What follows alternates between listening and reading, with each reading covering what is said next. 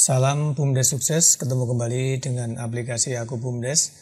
Kali ini kita akan mencoba membahas tentang perolehan barang atau perolehan stok barang di kelompok usaha perdagangan. Misalnya supermarket itu ya, atau minimarket atau warung BUMDes. Jadi dalam perolehannya itu tentu pertama yang kita siapkan harusnya kan barang-barangnya ya, barang yang akan dijadikan stok itu. Nah, di barang itu nanti diperlukan adalah kode barang. Kemudian nama barang tersebut yang gampang-gampang aja ya, kodenya juga yang mudah diapali itu. Kemudian dari barang itu tentunya nanti ada harga beli dan harga jualnya. Nah, setelah punya harga beli dan harga jual tentunya kita kulaan ya, atau belanja. Nah, ada 3 tipe belanja atau pengadaan barang dagangan. Yang pertama adalah pembelian tunai. Nah, pembelian tunai tentunya kita punya modal, kemudian beli barangnya, jumlahnya berapa kita bayar. Nah kan, kemudian kita punya stoknya. Nah ini kita harus mengeluarkan modal dulu semuanya. Terus kemudian ada lagi yang pembelian bayar sebagian, yaitu misalnya kita punya duit ya, punya modal, kemudian kita beli barang jumlahnya misalnya 10. Harga belinya berapa, kemudian totalnya berapa. Nah, kita bayar separuh misalnya, atau sebagian, atau seperempat, atau bayar 10.000 dulu, atau bayar berapa dulu ya. Ya intinya kita pembelian bayar sebagian. Nanti kita memperoleh barang, kita tidak bayar penuh. Nah, kita baru bayar separuh gitu misalnya, dan kita dihutangi sama supplier kita separuh. Nah itu ya, jadi kita tetap mengeluarkan uang.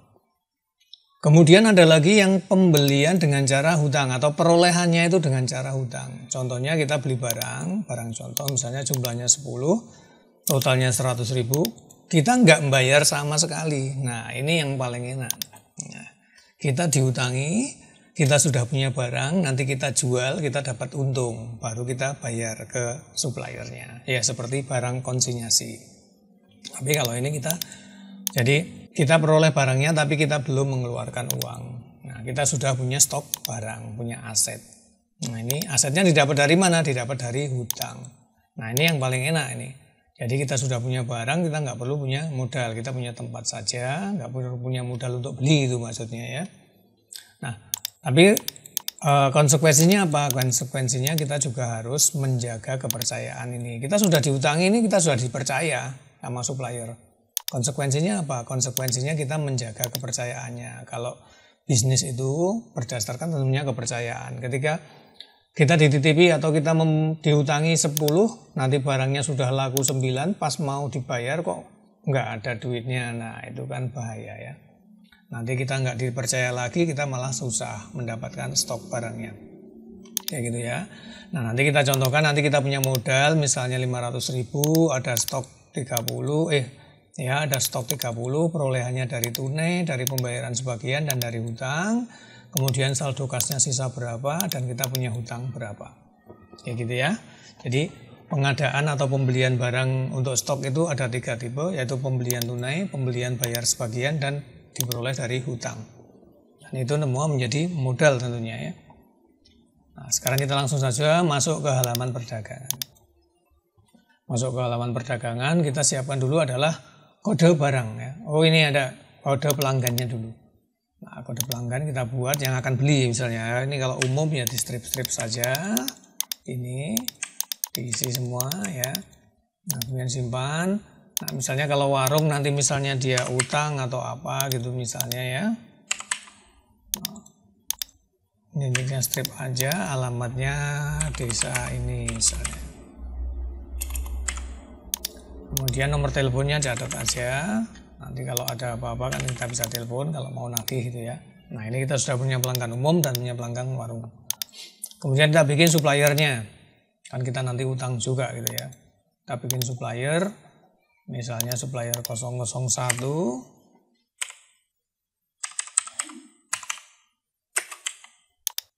nama kontaknya siapa, alamatnya mana, teleponnya juga perlu nih. Kemudian kita simpan. Nah ini nanti gunanya kalau kita punya hutang di warung tuh di supplier akan ada tercatat di sini. Jadi kalau kita punya banyak supplier, kita punya hutang berapa tinggal dilihat saja dari daftar itu kita punya hutang-hutang berapa. Jadi kalau kita punya hutang di beberapa supplier nanti akan kelihatan, ya. Ini sekarang kita sudah punya pelanggan, sudah punya supplier, kemudian kita bikin daftar stok. Nah, klik tambah, kode barangnya apa ya? Ini misalnya kita copy saja. Masukkan. Nah, nama barangnya barang contoh. Misalnya satuannya piece lah misalnya. Satuannya piece.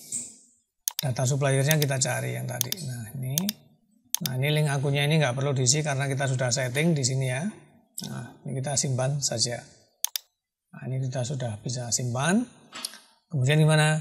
Setelah kita punya daftar stok ini, kita masuk ke menu penyesuaian stok. Menu penyesuaian stok itu gunanya untuk ngedit harga dan jumlahnya. Nah, tambah barang apa, klik OK. Nah, kemudian ini diklik kiri 2 kali. Stok awalnya kan masih kosong, kita belum beli ya. Kita punya harga pokoknya 10.000. Nah, harga jualnya 12.500. Kemudian kita save row, reload, kemudian kita simpan. Nah ini kita sudah punya harga beli dan harga jualnya, stoknya masih kosong. Nah ini kita nanti akan melakukan pembelian dengan berbagai cara ini ya. Nah kemudian apa? Kita punya modal 500.000, berarti kita ada kas masuk dulu, di kas masuk, klik tambah, tanggal berapa, masuk kemana? Masuk misalnya ke kas perdagangan, kan untuk beli-beli itu ya. Tambah, ini adalah modal.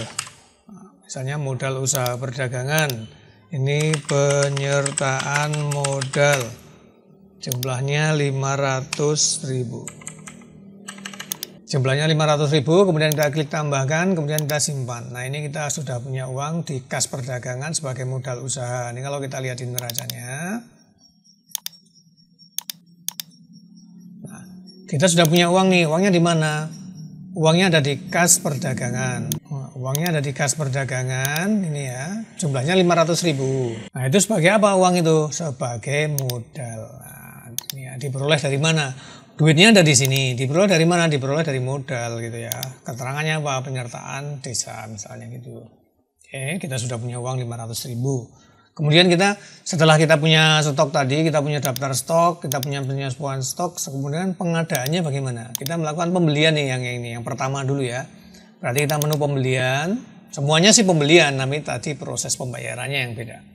Nah, klik tambah, tanggal berapa, ini misalnya nota tunai, misalnya gitu ya, pembelian tunai. Nah, suppliernya atau pemasoknya ini, kemudian klik tambah, barang yang dibeli ini, barang contoh misalnya, kita beli berapa? Kita beli 10. Kemudian save row, reload. Nah ini ada tagihan nih 100.000, ada potongan enggak? Tidak ada potongan. Dibayar berapa? Kita bayar tunai, bayar 100.000. Bayar sekarang 100.000. Nah ini ya. Kemudian kita simpan. Nah ini kita sudah melakukan pembelian. Sekarang kita bisa lihat stoknya di sini, laporan inventory-nya, stoknya kita lihat. Nah kita punya stok 10 nih, kita punya stok 10, jumlahnya 100.000. Kalau kita lihat di neracanya, nah, uang di kasnya tinggal 400.000. Yang 100.000 jadi apa? Yang 100.000 buat beli tadi, buat beli barang. Akhirnya tercatat di persediaan barang 100.000.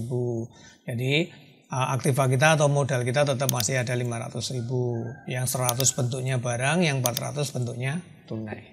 Ya, modalnya tetap, tercatatannya modalnya 500.000. Hanya jadi uang tunai dan jadi barang. Nah, ini yang pembelian tunai gitu ya. Nah sekarang yang pembelian bayar sebagian, misalnya kita beli 10 bayar 50 gitu ya. Maksudnya beli 10 piece, tagihannya 100.000, bayarnya 50.000. Nah, bagaimana prosesnya? Ini kembali ke pembelian ya. Ke menu pembelian, klik tambah, tanggal berapa, ini nota bayar sebagian misalnya gitu. Nah suppliernya sama lah ya. Oke, tambah barang contoh lagi, klik OK. Kita belinya sama 10 ya. Save row, reload. Tagihannya 100.000. Ada potongan nggak? Nggak ada potongan. Ya. Berarti harusnya kita bayar 100.000. Tapi kita bayar berapa? Bayar 50 dulu. Ini tulis saja 50.000. Nah ini ya. Berarti kita nanti masih utang 50.000. Kemudian kita simpan. Nah ini sekarang kita cek stok barangnya. Nah kita punya stok sekarang 20 piece. Nah harganya 200.000 total nilainya. Nah kalau kita lihat di neraca, nah, uang kita yang tadinya 400 kepakai 50.000 tinggal 350. Pindah kemana? Pindah ke persediaan barang jadi 200. Loh kok 200? Kan kita cuma ngeluarin 50. Nah karena dapat apa? Dapat tambahan hutang. Nah kita punya hutang dagang 50.000 gitu ya. Hutangnya kemana nih? Ke sini. Nah menjadi persediaan barang. Kita punya barang nilainya 200.000. Uang kita 350, kita punya hutang 50.000. Sekarang kita punya modal 550. Diperoleh dari mana? Modal kita penyertaan desa 500.000 ditambah hutang 50.000. Jadi stok barang dan uang tunai tadi ya. Nah ini yang barang bayar sebagian. Kemudian yang diperoleh dari hutang. Wah ini yang paling enak banget nih sebenarnya kalau kita sudah bisa dipercaya orang memanfaatkan ini ya. Kita bisa memperoleh laba tapi dengan modal yang sangat sedikit. Oke, sekarang kita pembelian yang ketiga nih. Nah, berarti menu pembelian lagi, klik tambah, tanggal berapa. Nah ini nota hutang misalnya gitu. Nah ke siapa, klik OK, tambah. Ini barang contoh. Nah belinya berapa? Belinya 10. Nah, save row, reload. Tagihannya 100 ya, ini 0, tagihannya 100, belum dibayar, tulis saja 0. Nah ini, kemudian kita simpan. Nah seperti ini ya. Ini kalau kita lihat di stok lagi, kita punya 30 ya. Di neraca, nah di neraca, uang kita masih 350, nih sama ya, uangnya masih 350, saldo kasnya. Punya persediaan barang berapa? 300 karena beli 10 10 10 dengan prosesnya masing-masing. Kita punya stok 300 nih. Punya stok nilainya 300. Kita punya utang berapa? Punya utang 150.000. Utang pada siapa sih? Nah, ini kita bisa lihat. Cek aja di sini misalnya di daftar supplier misalnya ini. Cek. Nah, kita punya utang ke supplier ini, supplier 1 150.000. Gitu ya. Kemudian bagaimana kalau kita bayar utang? Kita cek di sini pembayaran utang. Kan ini menu pembelian, retur pembelian, pembayaran utang. Nah, kita punya utang pertama 50.000, yang punya utang kedua 100.000. Bayarnya cukup gini aja. Klik tambah, tanggal berapa kita mau bayar, suppliernya siapa. Nah, supplier 1 misalnya. Nah, ini bayarnya berapa. Oke, gitu ya. Oke, demikian. Kita lihat dulu di neracanya tadi, ulangi. Nah, kita punya uang masih 350, yang 100 untuk belanja tunai, yang 50.000 bayar sebagian tadi. Berarti uang yang 500 tinggal 350. Nah, kita punya stok 300.000 nilai barangnya, jumlahnya tadi 30, 10, 10, 10. 30.000 nilainya 300. Ini ya persediaannya. Nah, kita kan punya modal cuma 500.000. Sekarang tercatat kekayaan kita 650. Diperoleh dari mana? Diperoleh dari modal ditambah hutang. Oke, demikian ya cara perolehan barang yang menjadi persediaan perdagangan kita, yaitu dengan pembelian tunai, yaitu kita harus modal dulu, bayar sebagian, ya kita punya modal separuh saja cukup, atau dihutangi atau memperoleh hutang. Jadi kita punya barang tapi nggak bayar, nah gitu ya. Nah, ini semuanya proses-prosesnya, dan yang paling enak tentunya yang ini, yang utang ini. Nah, kalau kita punya utang berarti kita punya kewajiban. Konsekuensinya apa? Konsekuensinya kita harus memenuhi kewajiban tersebut, menjaga amanahnya agar bisnis kita berjalan dengan lancar dan baik. Demikian ya, semoga bisa dipahami dan bermanfaat. Salam BUMDes sukses.